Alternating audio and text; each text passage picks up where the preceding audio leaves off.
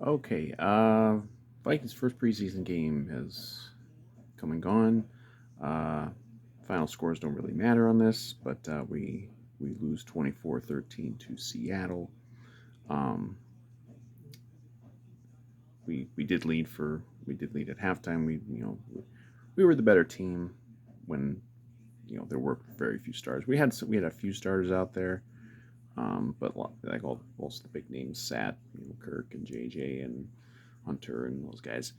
Um, So it was Nick Mullins, the QB for the first half, and he was not bad. He had a couple of bad drives but he did lead a touchdown drive. It was really nice. He had Addison. Addison made a catch on the sideline that they didn't rule was a catch. It was a nice, Chris Carter esque toe tap on the sidelines. Um, they didn't give it to him, uh, but he got one. He got I think one or two catches then later. Rager had a couple nice catches in there, and then Nick Muse, of all people, made a hell of a catch in the end zone for what was our only touchdown. Um, but Ty Chandler looked really good. Madison didn't play. Chandler's kind of the presumptive RB2, but I don't know, man. He might have a chance to be better than Madison. But I know they're going to go with more of a committee thing. Um, you know, other than that, on offense, offensive line had some issues for sure. Um, More so like in the second half, but um, again, it's backup players for the most part. I believe Ed Ingram played, and that's the only guy who's going to start.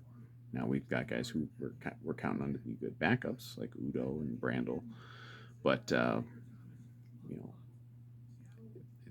know, how much do you really worry about it? I mean, I don't know. Offensive line is just an evergreen problem. It seems like around here, or an evergreen concern anyway. Um, but yeah, as far as that, Joseph hit a couple field goals. Those were our points.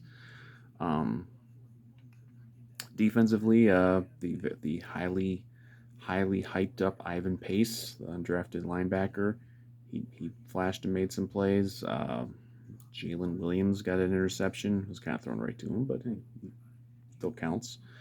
Um, a couple other guys looked decent. I think Caleb Evans had a play or two. Sometimes it's hard to tell. Plus, if you don't know their numbers, guys, like automatically, it's like you're scrambling after a play to like figure out who did what. Um, then they too, were not very good. Like by the fourth quarter was pretty ugly. Seattle kind of just killed us in the fourth quarter. Um, and for whatever it's worth, the momentum of the game really swung. We had like a 4th and 1, and they tried to run with Dwayne McBride, our 7th rounder, and he got stuffed. And from then on, it was just they kind of just destroyed us from that point on. But you know, McBride's got a lot of hate too. I haven't really understood it. That's another pick I just wasn't a fan of, like taking a 7th round running back. Um, and they had him on returns. He didn't do much. But yeah, you know, defense was pretty bad there at the end of the game. They came up with some big plays at the end. There was a ridiculous touchdown that Seattle got, where I think Barnes was that the guy who kind of like fell down. Again, it was a ridiculous play, but the guy's probably never gonna make the team anyway. Maybe not even a practice squad. It's just um, so it might not. That might be his alone moment as memorable moment as a Viking. Um, but everyone's all freaked out about Jaron Hall because that was one of the things coming in. Is like, well, we get to see Jaron Hall play in a game, and he was a big time victim of really bad offensive line play at times in the second half. He made a few plays here and there, a couple nice throws. He had a really nice throw to was it Nikhil Harry, I think. Um, but I mean, he looked like a 5th round draft pick in his first actual game. I mean, but people are freaking out, like calling him, terrible player. They should just release him now. Like, I wasn't even a fan of the pick. I really wasn't. I wasn't a fan of taking a quarterback at that point in the draft anyway. But the guy's a project. This fan base, they prove again that they're not. They will never show patience with a rookie quarterback. They always say they want a rookie quarterback. Like, we got to get a rookie quarterback so we can have a rookie contract quarterback and build up the roster. Well, you also have to allow time for a rookie quarterback to develop. And I'm not saying Jaron Hall's ever going to develop into anything. I think if he develops into a really solid backup player, you should feel very happy about that. That's I think that should be the goal. He's not going to be taking over for Kirk Cousins. I'm sorry, it's just not going to happen, and it damn sure isn't going to happen anytime soon.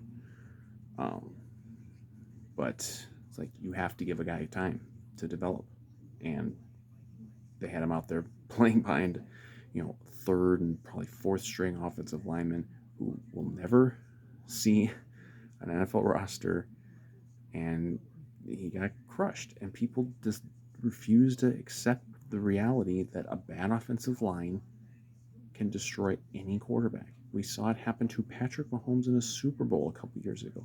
If the offensive line is terrible, performs terribly, any quarterback is going to struggle, especially a fifth round draft pick in his first game ever.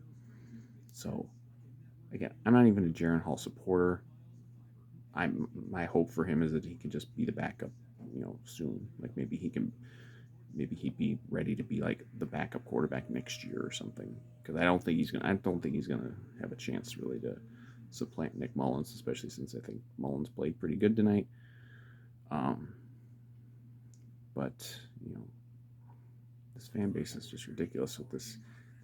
They show again that they're not going to be. They'll never have patience with a rookie quarterback. So they say they want a rookie quarterback, but they don't because they're never going to show patience for the guy. So anyway, that's about it. There's no reason to go on long talking about a preseason game.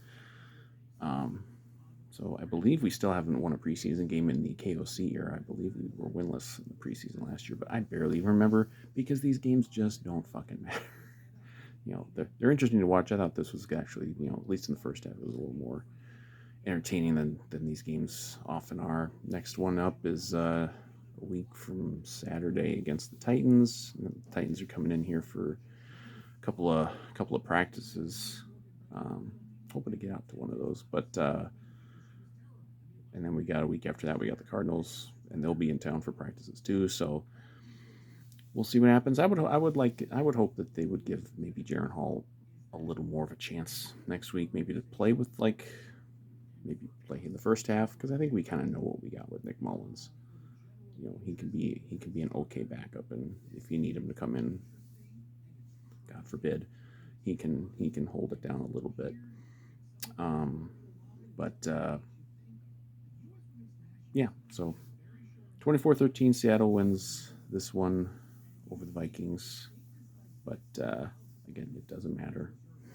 Individual performances might matter. The result doesn't matter. But parting thought is just give Jaron Hall a fucking break. Give him a shot to develop.